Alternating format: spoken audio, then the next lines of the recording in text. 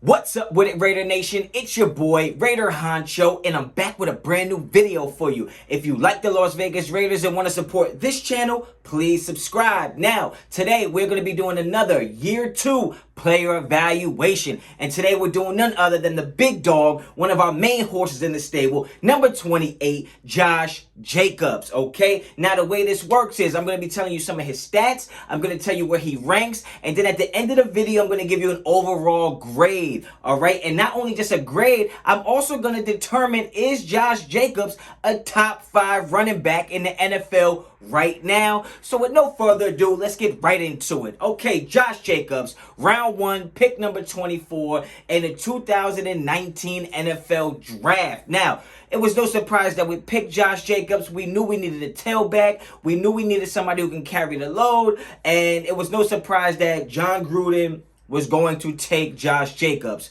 I mean, I wasn't surprised. Anybody who was watching the lead up to the draft, the build up, any of the tape, any of the film, you knew we were in the market for a running back, and you knew if Josh Jacobs was on the board at our pick, we were going to pick him. Now, what needs to be said about this pick is that I believe that this is one of the picks that we got from Chicago when we gave up Mac. So it makes it feel a little better about the Mac trade, okay? I'm not going to get into all that, but being able to get a stud like this and a guy who had the tape, had the game, and the credibility at the position, I thought that this made that blow a little softer for us to take. All right, so let's go through some of his stats. Let's go through some of where he ranks with PFF, and then at the end, I'm going to give you guys a grade, all right? So in 2019, he started 13 games. He had 242 rushes. That ranked him 13th. He had 1,150 yards. That ranked him number 7, okay? Now, when I tell you the rankings, this is not amongst rookies. This is amongst the whole NFL, okay? He had 7 touchdowns, would put him at 13th,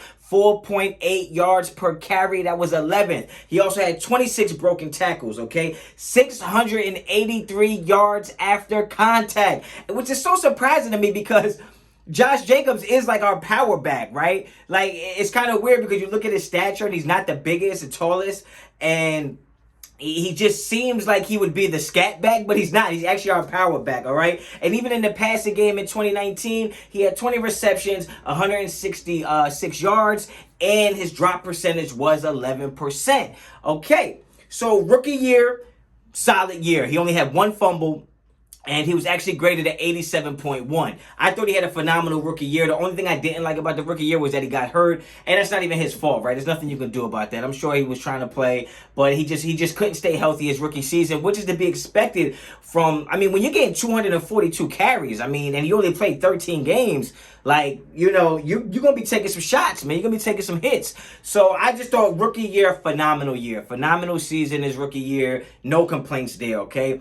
2020 comes along, he starts 15 games, 273 rushes. That ranked him 3rd in the NFL. He had 1,065 yards, which put him at 8th, 12 touchdowns, that was 4th. He went down to 3.9 yards per carry, which actually ranked him 49th, and he had 20 broken tackles, 540 yards after contact. But what was really impressive is that he went from 20 catches in 2019 to actually going to 33 catches for 238 yards. And what's even more impressive is that with the more targets, more catches, he actually went from an 11% drop percentage to a 4.4 drop percentage.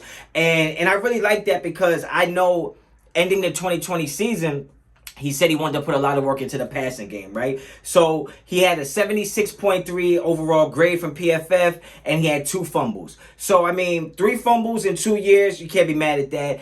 I thought he had another great year. I thought 2020 was a good year for him. And to see that he actually improved in the passing game, which is something he said he was going to do. And I like players that make it a point to set goals and like set new milestones for themselves and put pressure on themselves and challenge themselves to step up in certain areas. So the fact that he said, look, I want to be more productive in the pass game. I'm going to work on my catching, work on my routes. And then he actually came out and did that. I like that. That means a lot for me, okay? A lot of the things I like about Josh Jacobs overall as a player is his toughness. I mean, he's super tough, super strong, and he's a super physical running back. I mean, like I said, I can't believe he's our power back. We bring somebody else in to be the pitch guy and the speed guy, and this guy is the guy we bring in to run people over. when he's usually smaller than the guy. I mean, guys, y'all remember the Atlanta Falcon game, man? Like he blew old boy off the damn field. They gave him a penalty. Josh Jacobs is the only running back I've seen in the last 2 years get a penalty for lowering his head.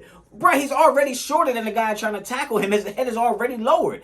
And you're bracing for contact. So I really hate that rule. I know they want to protect the players, but I hate the fact that it always comes at our expense. All the new rules and all the changes always comes at the expense of the Raiders. But that's another story for another day, all right? But I do like his strength. I like his toughness. I like his physicality. I like what he brings to our backfield and what he brings to our team. Another thing I really like is that he doesn't put the ball on the ground. I mean, I already said 3 fumbles in 2 years from a guy that has almost 600 carries, and he's only fumbled 3 times. I mean, that's something that you can't put a price tag on, man. This guy does not turn the ball over, okay? And he works on his craft. He wants to get better every year. I already pointed out that he made it a statement that he wanted to become more prevalent in the passing game, and he did that. He came out and did that from the first game against the Carolina Panthers. He was catching passes and taking it downfield. And I just think that when you put all those things together, I mean, he's a guy that I'm glad we took in the first round. Even though they always tell you don't get a running back in the first round, he's a guy that I'm not mad at that we took him in the first round, running back or no running back. Now, some of the people will point to the drop in production, right? Because he did go down in yards per carry, he did go down in yards after contact, but I would think that his drop in production has a lot to do with the issues we had on our front line, right? Like, we've had a lot of moving pieces on that offensive line. We had a lot of injuries on that offensive line. And a lot of people don't want to talk about that because if you acknowledge that we had issues on the offensive line, then you can't give Carr as much crap as you give him, right? Just hear me out for a second, right? You got a lot of people that want to dog out Derek Carr about his fumbles and his sacks and he's throwing the ball away. Well, you can't do that and then give Josh Jacobs a pass because it's the offensive line. Because in order to acknowledge it was the offensive line that causes some of Josh Jacobs' lack of production or drop off in production, then you would have to acknowledge that that's part of Derek Carr's issue as well, is that our line was injured and we have so many pieces moving around. I mean, it seemed like every week we had like 2 guys in rotation on the offensive line that were not there the week before. This guy's playing out of position. Swing tackle took a whole nother meaning this year with John Gruden. He literally was just swinging people from one side of the line to the other. So I think a lot of his lack of production, because he had a productive year. I think the drop off in production just came from a lot of issues with the injuries on the offensive line, and nobody really wants to talk about that, okay? Plus, I feel like Josh Jacobs could run up the stats if he played more. Now, I know he had 273 rushing attempts, but if you think about the way the Raiders play and John Gruden rests Josh Jacobs every third series of every single game, it's like his production is going to come to where, like, we're holding him back. At the end of the day, when you think about the injuries and you think about John Gruden likes to rest him because he wanted to use him down the road in the season, which he came out and said, that's the reason why his production might not be like just jumping off the paper like stat, right? And you have to attribute that to John Gruden and just our team in general. I feel like our team is actually holding him back. And you got to also realize that Derek Carr had a very productive year passing the ball. So you can't look at it as like, well, Josh Jacobs didn't do what he did last year. Every year is a different season, different circumstances, right? It's a different battle. It's different goals. The motivation stays the same to win a championship, but how you go about it can change from game to game, play to play. And I think that Raiders played in a lot of games where they had to try to fight back in the game, which is going to take touches away from Josh Jacobs, right? You're playing in a system where Derek Carr is audibling a lot, changing the play a lot, all right? He's changing the plays a lot, so it might have been running plays called for Jacobs that Derek Carr, audibles out of. So I don't want to put his drop in production on him. When you think about 3.9 yards per carry down from 4.8, that jump happens because Incognito was hurt. That's point blank, period. The minute Incognito went out, the yards per carry as a team went down. So it definitely affected Josh Jacobs. And Josh Jacobs is so good and so humble that he didn't even point any fingers at anybody, right? He said, I need to do better. There's more that I can do. I'm already thinking about the next game and how I can do more. Because I will agree, Josh Jacobs did leave some yards on the field. He did leave some plays out there, but not due to lack of effort or lack of skill or talent. It's due to the pieces around him, and that's just the facts. Anybody who watches the game saw that the offensive line struggled. Now, as great as Derek Carr played and as good as Josh Jacobs is, you cannot deny that the offensive line played a part in some of the drop of his productions. Now, those are the things I like. Now, let me get you the list of things that I don't like about Josh Jacobs. You ready for this? Because some of y'all going to be mad. This is the list of the things I don't like. It's blank because there's not a damn thing I don't like about Josh Jacobs, okay? He's the guy. He's a stud. There's not one single critique that I can have of Josh Jacobs. When you put him in passing, he tries to make the play, make a catch, and get yards after the catch. When you give him the ball to run it, he runs as hard as he can every single time, okay? Like, and when he's a great blocking running back. Like, he always gets a chip on somebody. He's always coming out of the backfield chipping and then going for a pass. He never just gets a free release and doesn't try to help out the offensive line that we know is struggling, right? Josh Jacobs gets zero complaints from me, okay? Now, another thing that I think stands out above the most about Josh Jacobs is that every time you talk about a running back, you talk about vision. You talk about vision. You talk about agility and athleticism, ball carrying, strength, and all that. But I think that Josh Jacobs, one of his greatest attributes, because I think his background and his character and the stuff he's been through in life has morphed his mind into a straight savage. Like, he wants to hit you before you hit him. When he comes out of the backfield, he's looking for somebody to put the pain on, and I love that about him. But I think one of his best attributes that goes with vision is anticipation, okay? Like, not every running back has anticipation to the level of Josh Jacobs. You very rarely see the first guy get to Josh Jacobs, and that's called anticipation. It's not vision, right? Because I teach running backs, and when I play running back or whenever I talk about running backs, it's not about the first guy getting you. The first guy should never get you. You're anticipating the first guy is not going to get you. He's at the biggest disadvantage because he has the disadvantage of your first move. The first move is always the most lethal and it's the one that's the easiest to set up, right? But I feel like Josh Jacobs is so good, he already anticipates the second guy, the second move that he's going to make.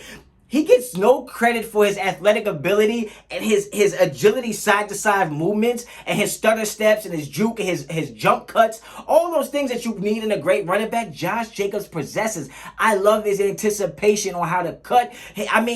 Watching this guy run is really something special, guys. I mean, I paid for the NFL ticket. I live on the East Coast, but I have not missed a Raider game in 3 years, okay? That doesn't mean I've only been watching for 3 years, but when I was a little broker, my paycheck was a little different. I used to only go watch the games that came on like NBC, CBS, or Monday Night Football. Now I watch every single game, every single play, okay? And I rewind it or whatever I got to do. But watching this guy run is special, and anybody who's a Raider fan probably feels the same way. But get down in the comments and let me know what you think about Josh Jacobs. Okay, now I'm fired up, man. I'm talking a little fast today. I've been fasting lately. You know what I'm saying? It's about that time of year where I get up in the gym and I start doing my thing. But I've been fasting and I just ate my first meal of the day. Some protein pancakes. Got me fired up.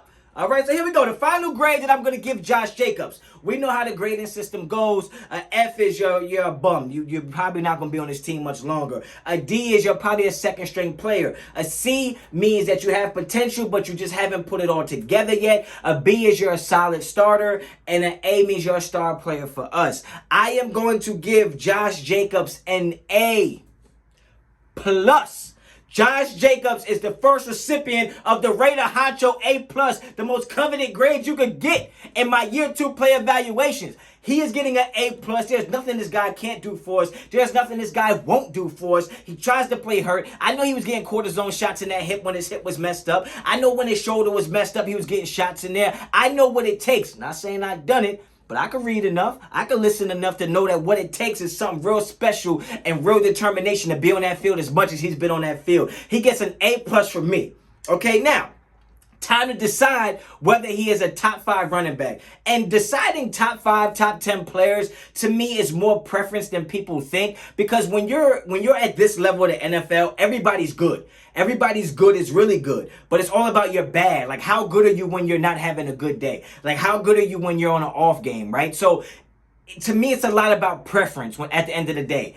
The difference between the 7th best running back and the 3rd best running back might not be that much, right? So it's all about preference. And me, particularly, I have a certain type of running back that I really like. I mean, the best running back in my lifetime, I can't go back to the 70s and much of the 80s. But in my lifetime, the best running back that I've ever watched play was Barry Sanders, and there's nobody that can convince me otherwise. I hear people talk about Jim Brown, people talk about Emmitt Smith, people talk about a whole bunch of different guys, but I think that's based on your preference. I think Barry Sanders is the best running back that I've ever seen to this day, okay? And so it's just preference in my opinion. That's the point I was trying to make. I think Josh Jacobs right now, is he a top 5 running back?